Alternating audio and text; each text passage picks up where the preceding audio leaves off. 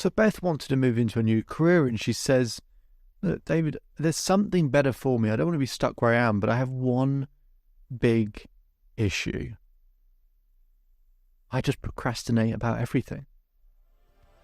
Hello and welcome to the Self-Belief Chief podcast. You're here with David Holman. If you haven't done so already, please feel free to subscribe to the podcast so you can keep up to date with the latest episodes, hear the latest science, the latest research, the latest experience and conversations I'm having with my clients. Otherwise, let's begin. So Beth is a procrastinator. If you're listening right now, you may well be a procrastinator as well. That might sound very, very familiar. We all know what procrastination looks like. You just can't be bothered to get on with it. There's something that you feel like stops you. And Beth's going, I really don't understand why I'm procrastinating, because I want to move careers. I want to change. I want to do something different. I said, okay. Well, here's the key principle of procrastination. I said, Beth, if I asked you to meet me to go for a run at 3 a.m. in the morning, what would you say?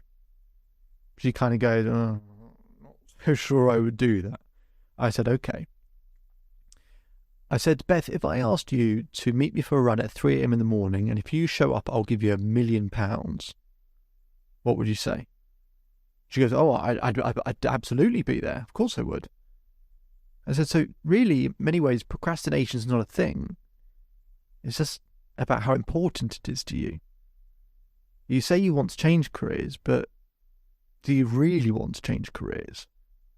Is it something that you feel like you need or have to do?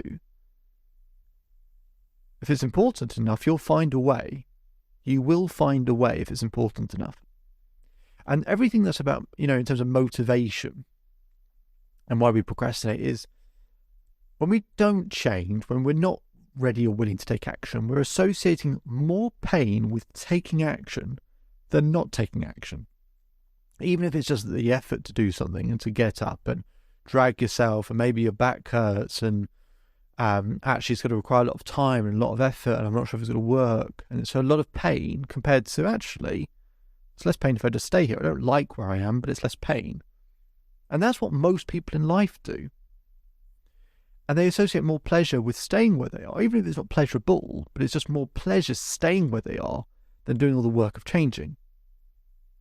So when I try and help people overcome procrastination, or try and make them make that change, I've got to help them see more pain with not taking action and more pleasure with taking action.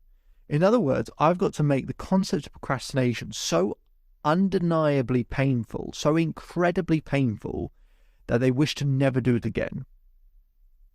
So how do you do that? It's actually quite straightforward.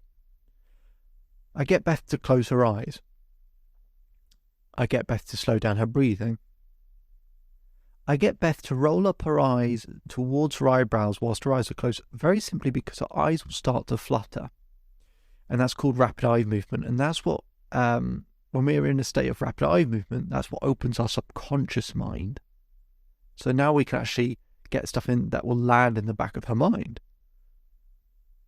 And I asked Beth some very simple questions. She's in a deep subconscious state. I asked Beth, how's procrastination affected your relationships in the past? She goes, well, I didn't really put in enough effort. I could have done more. I think maybe people thought I was a bit lazy. Maybe it's caused a few breakups as well, if I didn't put enough effort in. I said, how did it affect your finances in the past? She said, well, I could have probably had a few more pay rises, a few more promotions, if I could just get myself to work harder, to push myself more, to take more action. I could be in a much better position, but in the past it's probably cost me money. I said, how has procrastination in the past affected your health? She said, well, because I feel stuck, my anxiety and stress increases. I feel more and more uncomfortable. It makes me take less and less action. I said, in the past, how has procrastination affected your social life? She said, oh, I turn up late to things, or just not turn up at all, or I'd put it off and I'd not see people and I'd let people down. I said, how has procrastination in the past affected your children? You said, maybe they've not seen the best of me. I said, feel all of that in your body. Notice where in the body you feel it. She says she feels it in her chest. She feels it in her stomach. I said, just live in that feeling for a minute. She's squirming ever so slightly. She's feeling uncomfortable, I can tell. And I ask her the same questions about the present. How are your relationships being affected in the present by your procrastination? How's your health being affected in the present? How's your finance and your career being affected in the present? Your social life, your children, how are they being affected in the present? So she answers those same questions and she's stacking it and stacking it and stacking. And she's squirming more because she's getting more and more uncomfortable. It's in the body. When you start stacking all of that past and all that present and all the consequences of all of that in one moment, it starts to get incredibly uncomfortable. And then we do exactly the same in the future. How's your procrastination going to affect your career and finances in the future? She said, David, I might lose my job. The job I don't even want, I might lose it and not be able to get a better one. I said, how will that affect your children in the future? She said, I don't have money for them. She said, I would be letting them down. I said, Mum, why can't you help? I said, how would it affect your health? She said, I'd take such little action, I'd probably stop exercising. My fitness would get worse, my flexibility would get worse, therefore my mental health would be worse. I said, how would your mental health in the future being worse, how would that affect everything else? She says, it wouldn't do anything. It'd ruin all my relationships. It'd ruin everything. So feel it all in the body. And then I get her to feel all of that stuff in the past, the present and the future all in one go. She's saying her stomach is starting to cramp, it's starting to hurt. It's starting to feel really uncomfortable because she can feel it all deeply in a subconscious state. The discomfort. And I get her to sit in it for 30 seconds, a minute, 2 minutes. She's finding it really uncomfortable. We start conditioning and anchoring that feeling to something very simple, like a click or a clap, just so that anytime that happens, this feeling will return. We come out of the exercise, she opens her eyes. I said, Beth, do you feel like procrastinating ever again? She said, I can't procrastinate ever again. I can't do that. I can't have this life. It's been unbearable. It's affected me so badly. My future's going to be awful.